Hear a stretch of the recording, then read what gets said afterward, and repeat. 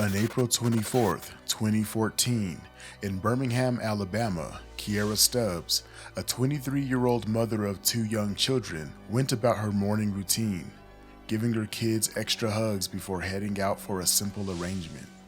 You see, Kierra had met a man in his 50s through her work at a Burger King restaurant. The man, whom she knew only by his first name, was a regular and had proposed in exchange. Kierra would help braid his children's hair, and in return, he would help fix the brakes on her car. According to her Aunt Shante, Kierra had already done his children's hair before, and he had offered to provide money for her brake repairs. Unfortunately, Kierra would disappear shortly after getting into this man's vehicle, presumably to go to an ATM. Poor Kierra had no way of knowing that this ordinary Thursday would mark the beginning of a mystery that would span more than a decade. Hello strangers, welcome back to the Strange Bar and Grill. I'm your host, JP. Today we have another missing persons case. This is the bizarre disappearance of Kierra Stubbs.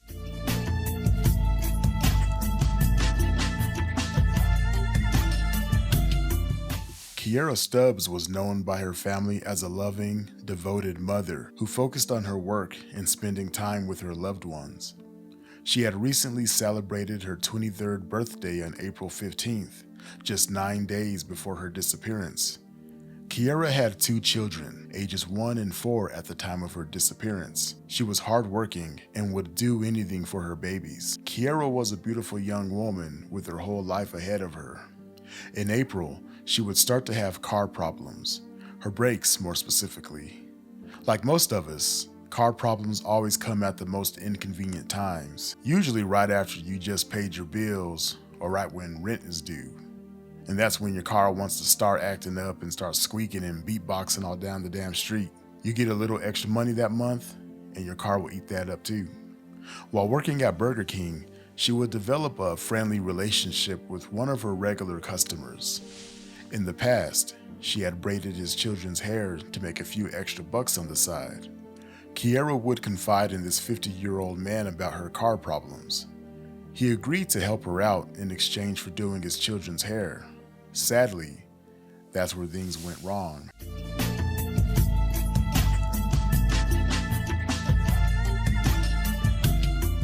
On the morning of April 24th, 2014, Kierra and her brother drove to the 5 Points West shopping area in Birmingham, Alabama.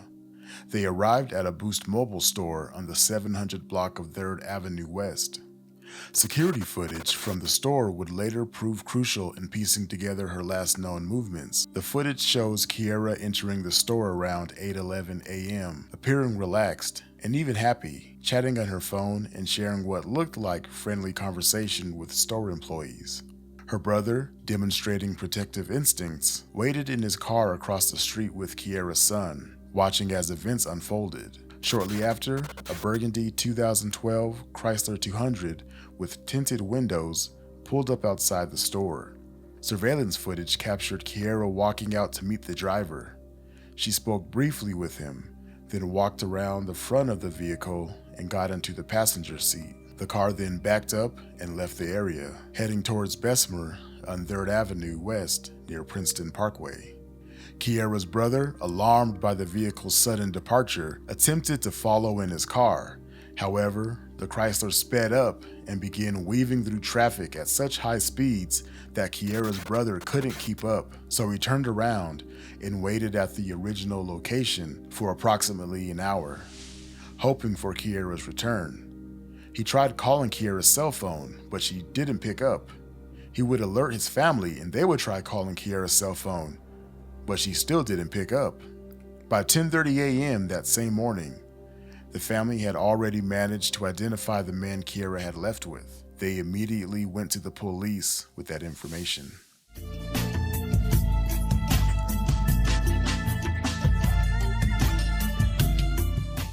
The Birmingham Police Department's involvement began within hours of Kierra's disappearance. Detective Rodney Rogers, who would later reveal that this was his first missing persons case, took the lead. The investigation's early stages moved quickly. By late afternoon on April 24th, With the help of the family, investigators had located and interviewed the man last seen with Kierra. He provided a statement claiming he had dropped her off in the same area where he had picked her up. However, this account could not be verified through available surveillance footage or witness statements. Police designated him as a person of interest, though his name was never publicly released. I went out and found his name. This man's name is Lawrence Dudley. He's currently locked up for aggravated assault, attempted murder. The investigation team pursued several immediate avenues. They reviewed security footage from multiple businesses in the 5 Points West area. They could see Kiera leave in the Chrysler, but there was never any video evidence of her returning. They conducted interviews with employees of the Boost Mobile store and neighboring businesses. They attempted to track Kiera's cell phone activity, but her phone was cut off almost immediately after entering the vehicle with the mysterious man.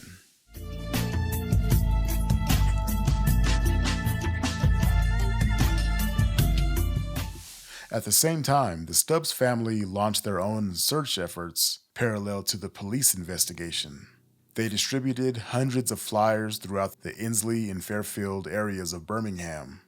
Family members, particularly Kiera's grandmother Ora Stubbs and her aunt Shantae Stubbs, became vocal advocates for the investigation, regularly speaking with media outlets to maintain public awareness. Kiera's family pleaded with detectives to search a house on the 4600 block of Terrace South in Inslee, the previous residence of Kiera.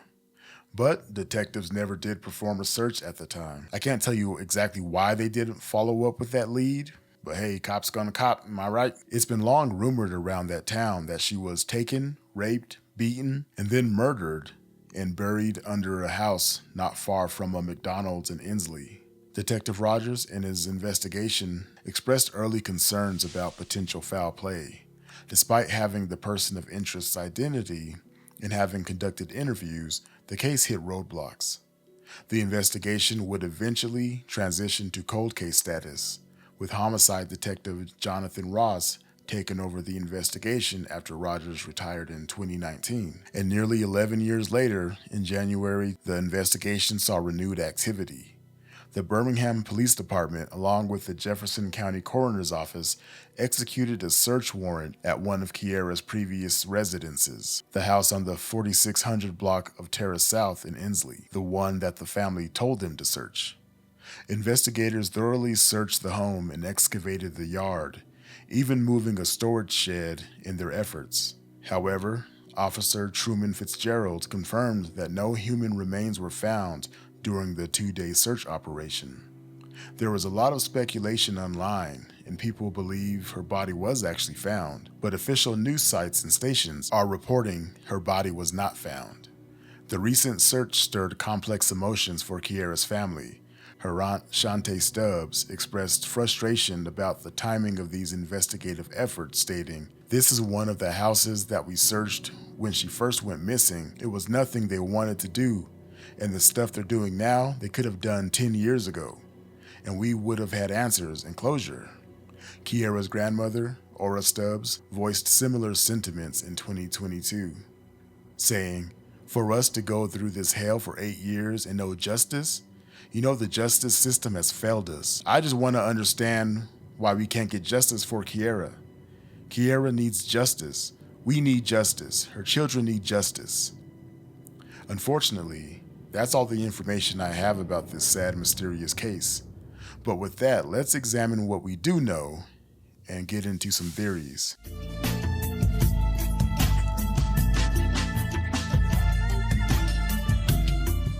So theory number 1, this was all a planned deception, kidnapping / murder by the man in the Chrysler. So the first theory, and I think this is the most likely theory, centers on the possibility that the arrangement to meet was premeditated with harmful intent.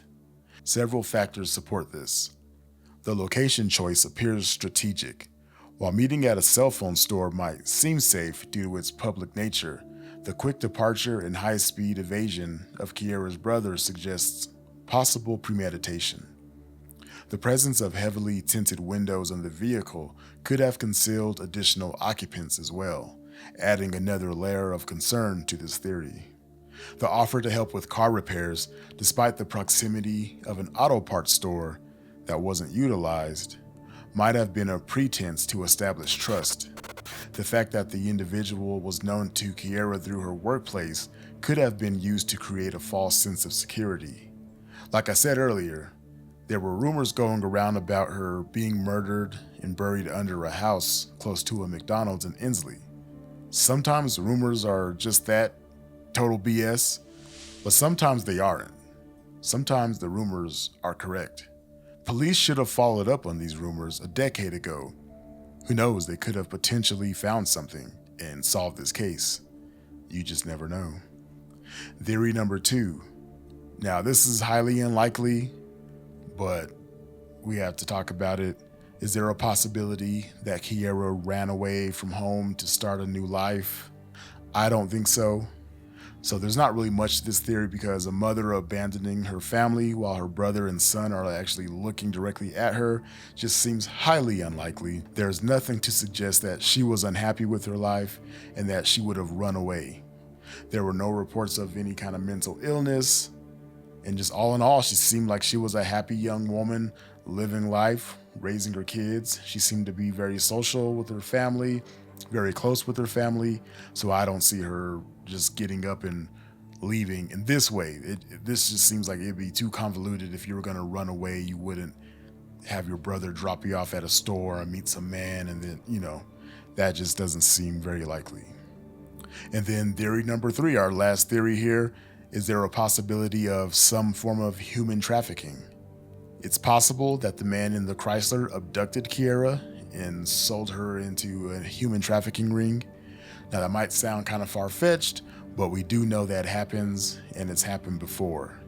The fact that her brother called her cell phone and it was immediately going to voicemail almost makes it seem like an orchestrated kidnapping. The windows were tinted.